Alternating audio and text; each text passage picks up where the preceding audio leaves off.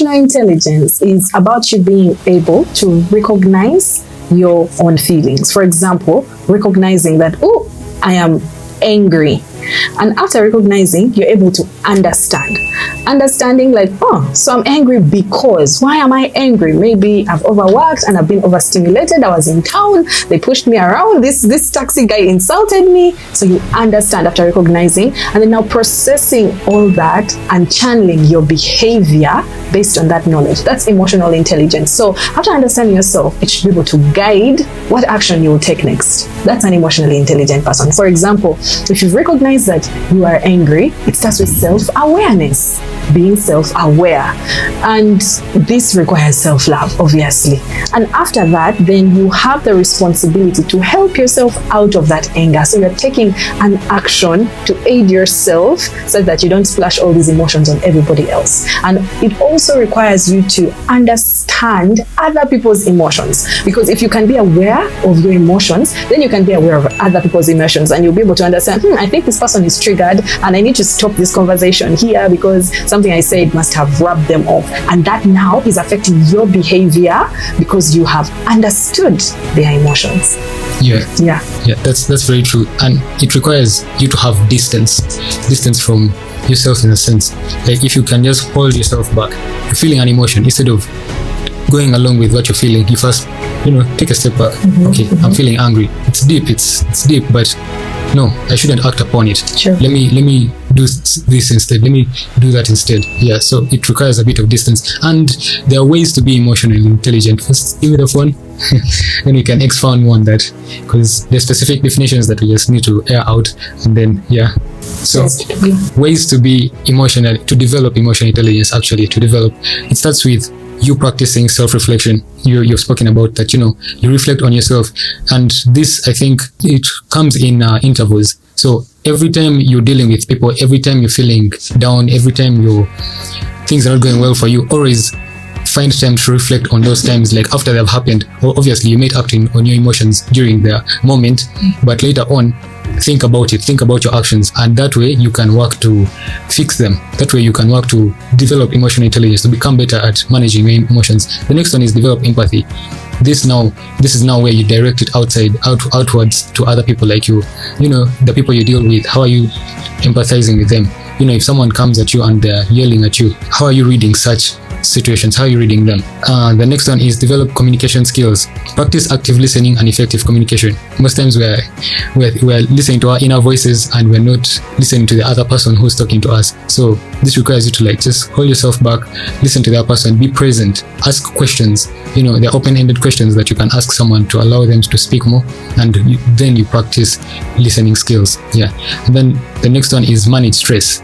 Learn healthy ways to manage stress and negative emotions. Healthy ways to manage stress and negative emotions. This is a big one, because these are emotions that come unexpectedly, or they boil up over time. And when they appear, we just go along with it. We don't even bother to distance ourselves and reflect on them. So learning ways to manage them can be through meditation, can be through working out. You work out on a daily basis, or it can be through doing something that excites you, maybe singing, maybe just something that excites you. That way you can manage stress. The fifth one is seek feedback. Ask for feedback from others to gain a better understanding of your emotional intelligence. This is going to be a tough one, because not many of us can go around asking people like, did I hurt you? Did I overtalk? Did I offend you?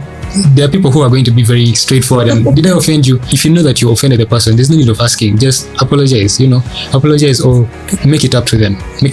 Yeah. I mean, you can't seek feedback. This is a possibility when you're doing it with people that you're familiar with, people you're close with. That's when you can seek feedback from them, because they will give you their honest opinion, and you won't take it personally if at all it comes in strong. Yeah, that's how you develop emotional intelligence. Yes. Yeah, so emotional intelligence. A lot of people think that all you need in life is IQ, and then something comes and hits it, and they're like, oh, there's also EQ as well. Meaning that it has a lot to do with social interactions, first of all, but also interactions with your internal self. And the advantage about having a good emotional intelligence score is that once you have a really good score on that, you're able to manage your emotions. You're able to help yourself manage really stressful situations. You're able to maneuver conflict better, and actually you're actually able to form better and stronger bonds. For example, in marriage, a lot of men say that man, it's a whole logical thing. I'm not going to do this, I'm going to do that, and then we sort of come up with ways to explain ourselves out of things, especially maybe having a conflict with a wife or a girlfriend, and then we just approach it from the logical point of view. And then we're not considering how she felt in the moment. For example, a man can say, a lady can say that, I don't feel loved. And then the guy will say, but on Friday, we actually went out and you felt like, and then you say that you felt loved. So wasn't that sort of thing? Yeah. And I was like, no, I just don't feel loved. So the guy won't get it. He'll refer back to reference, a point in time when things are okay. But there's a book called The Superior Man. I'm forgetting that. Amazing book. It's a very amazing book. I read it when I was at university, some good years back. And in preparation to become a man. Exactly. Because I had just come from a relationship that didn't work, and I didn't know how to handle relationships. And I would find that maybe there's similar patterns in terms of, if I'm with this person, so this person, there's certain similar patterns that maybe might rub people off the wrong way. So I'm like, okay, maybe it isn't them, maybe it's with me. So I started reading that book, and the book says, so there's somewhere where he says that with a lady or with a woman, it's not, we don't go back in time to reference when things are good and things like that. It's just how she feels in the moment. So how do you handle that moment is the most important skill that a man can actually have in that, that sort of period. Same thing with conflict. You go to work, you have people who you're working with, and then let's say there's conflict. How do you handle that as a leader? So as a leader, now we're going into so many aspects, social aspects especially. Excuse me. So there's the passive aggressive person, then there's the assertive person, then there's the overly aggressive person as well. So where do you lie? So, and as with assertive behavior, you acknowledge that there's been conflict, maybe in the workplace, and then like, how do I handle this conflict? And say, okay, listen to both people. Don't choose sides. Don't be partial. Just actually be impartial. And that also contributes to actually being emotionally intelligent. And then you say, okay, I've listened to person A's story and person B's story. So I'm thinking this is how we're going to resolve this. We're going to do this, we're going to do this, we're going to do this. But sometimes when in conflict, there's even no answer. There's literally no answer in conflict. Right? And then you're like, how do I come up with a way to manage this conflict? I was reading a book by Ben Horowitz, The Hard Thing About Hard Things, and in the company he was saying that the title of the book is The Hard Thing. The Hard Thing About Hard Things. Interesting title. By Ben Horowitz. And he says that there was a time when he was running a company, and then there was this group of software developers who were screaming like obscenities, cuss language, and then the other ones were like, I think that's a problem, like that's a real issue. But then in his mind he knew that okay, some of the people who actually scream obscenities are very good, actually contributing a lot to the software project within the company. And he's like, how am I going to handle this? If he might lose them, but he doesn't want to lose them, but at the same time he wants to also keep the peace within the organization. And I'm forgetting how he handled it, but he didn't give a really clear answer. And sometimes with conflict you might just not have an answer. You might just say, you know what, person is like that is them, and that's fine. Like, we are going to live with each other one way or the other, but person A is like that and person B is like that, and that is it. So you form the boundaries. You find a way to have boundaries, but also at the same time not overstep yours and say, okay, just because I have boundaries, you shouldn't have boundaries as well, or you shouldn't do that. So I think it's a little bit of a give and take with emotional intelligence, but there's so much within emotional intelligence that one needs to understand. Now, me being a married man, this goes especially to the single guys out there, or those guys who are trying to date people and things like that. You sometimes we live so much in our minds, in our heads, and logic isn't always the answer, right? And you've got to approach relationships with people, not just with a girlfriend, but with people from the emotional point of view. And then it will still go back to Stephen Covey's book, Sometimes So Many Effective People, where he says, look for the win-win situation, right? You have the ability to interact with people, but look at a win-win. If I am coming to visit someone, how do I visit them? Do I just visit them, or can I take a gift or something for them? next time they'll be like, oh, so and so thought about me and actually brought me this sort of thing or this gift or whatever it was. They're like, in Africa we mainly go with food because it's if you want to kill conflict, man, just bring food. Bring food at the table, you know. So sometimes you just bring food, like, hey, let me just go buy bread, let's go buy milk. Hey man, have here. And it feels like it's now two-way. We are interacting, we are dancing together. You're benefiting, I'm benefiting in a sense. So with emotional intelligence, you need to look at, number one, how you feel about yourself, and then how your interactions affect other people, and then stop and then evaluate and then ask, like you say, seek feedback. What I say piss you off. Read also body language. Yeah. So it's not just the emotions, there's also body language. Body language also is also part of it. I remember in my senior 6 vacation, I was reading a book on psychology, and they were talking about body language. How do you read body language? Number one, look at the eyes, right? The eyes speak a lot, right? Sometimes people are shy to look into people's eyes and things like that, but it's very important. Then look at how they are sitting. Are they sitting in a slouched position, or are they sitting attentively? Right? Most likely, if a person is probably shrugged like this and is probably like this in a sense, most likely then they're not listening to you. They are most probably boring. You're most probably boring them, sorry. You're boring them, yeah. Like whatever you're talking about just isn't relevant, so he'll just sit back and sometimes we don't notice that. We're in our heads. Yeah. And that's emotional intelligence. You've got to analyze and say, maybe what I'm talking about is not interesting enough, maybe for this particular individual. How else can I sort of approach this to make it more interesting for the both of us? Wow, emotional intelligence is a huge topic. And to emphasize, it starts with yourself. If you can't be self-aware, like you guys have already mentioned, then you cannot be aware of the person next to you. So we have a tendency to feel a certain way and then just shove it under the carpet because we have deadlines. No, I don't have time to feel sad right now. And then you just shove it under the carpet. And in the same way, you're going to shove a friend's sadness under the carpet because you're not even able to take the time to identify, I'm sad, recognize, and then understand, why am I sad? What triggered me? And then after that, take an action. So it can be an action that can help remedy your sadness. For example, maybe when I'm sad, I listen to music and then my mood is elevated, or I dance a little bit. So that's emotional intelligence. It helps you to manage yourself. And so if you can manage yourself in those low moments, you can easily motivate yourself to come back up.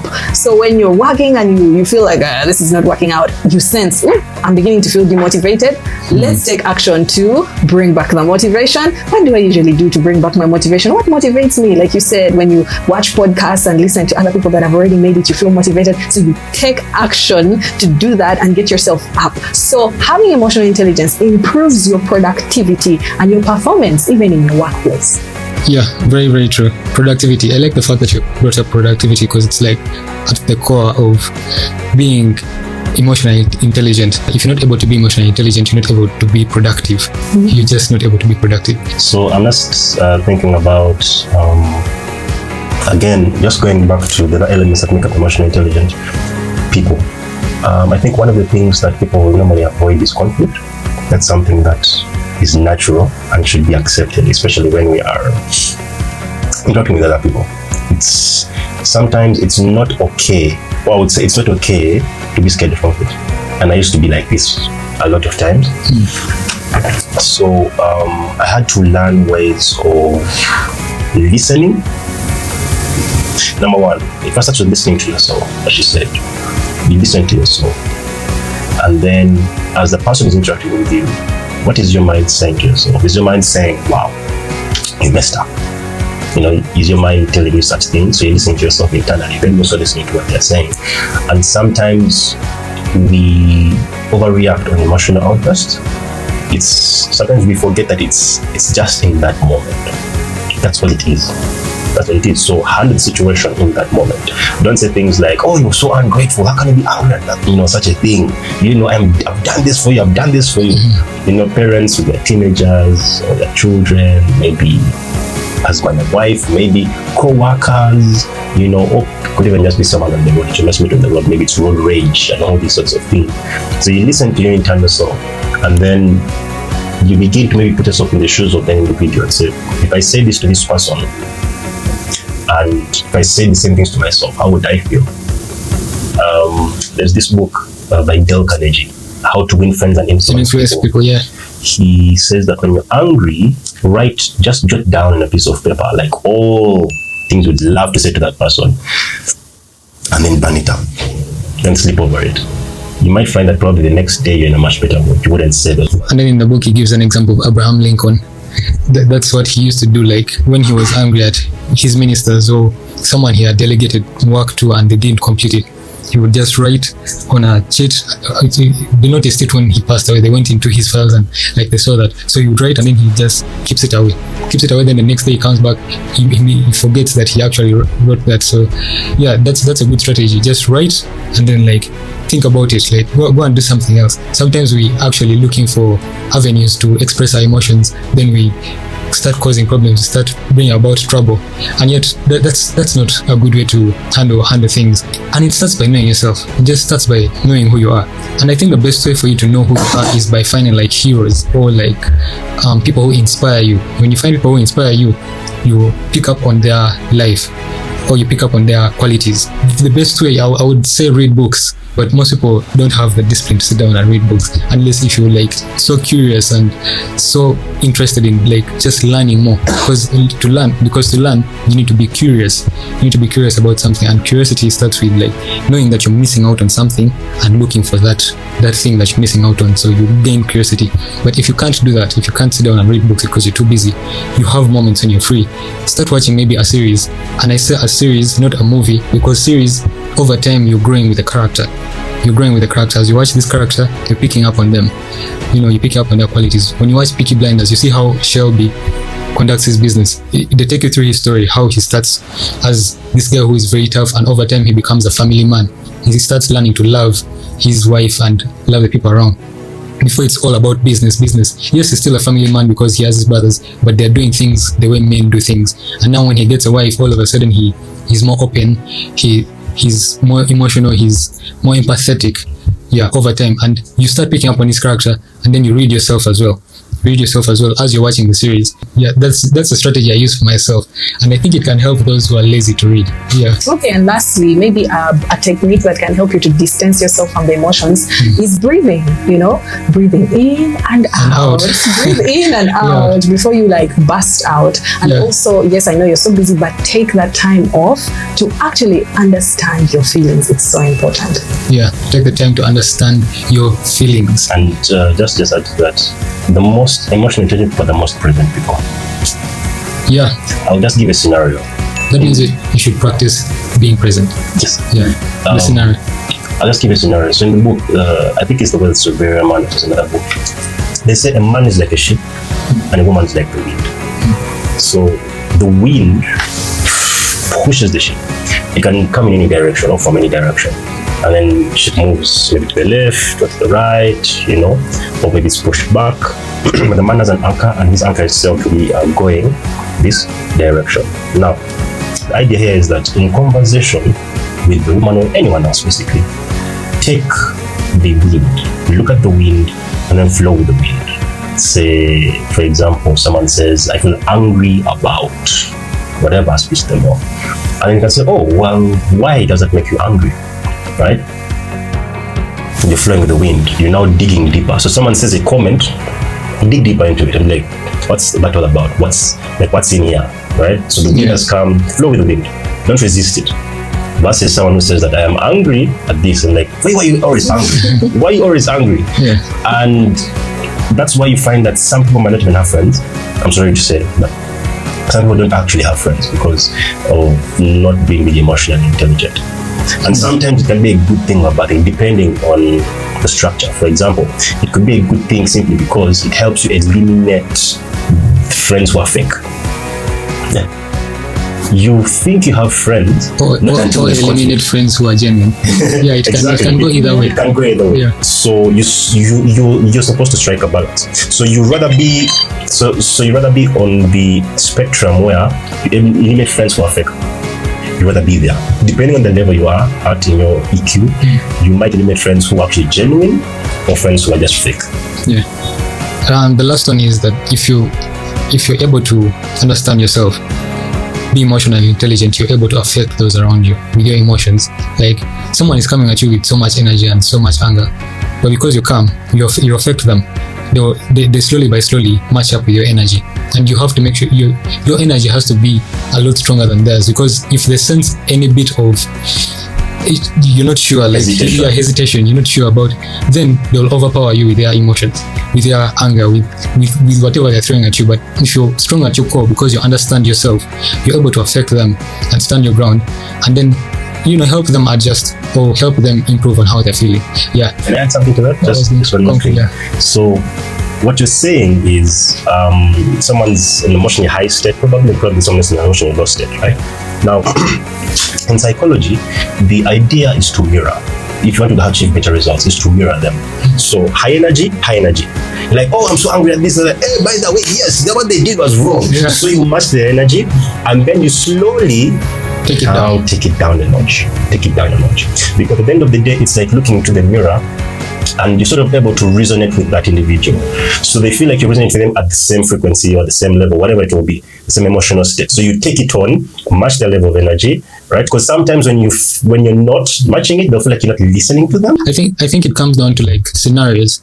If someone is coming at you to have a hearing ear or something like that, like they want you to understand them, mirror them. Then if someone is coming to you because they feel you've offended them or because you've angered them, then that's when you take the approach of having a stronger emotional core that can affect them. Yes, that's been for this section. It's been an exciting one. Man, you can be emotional. It's okay.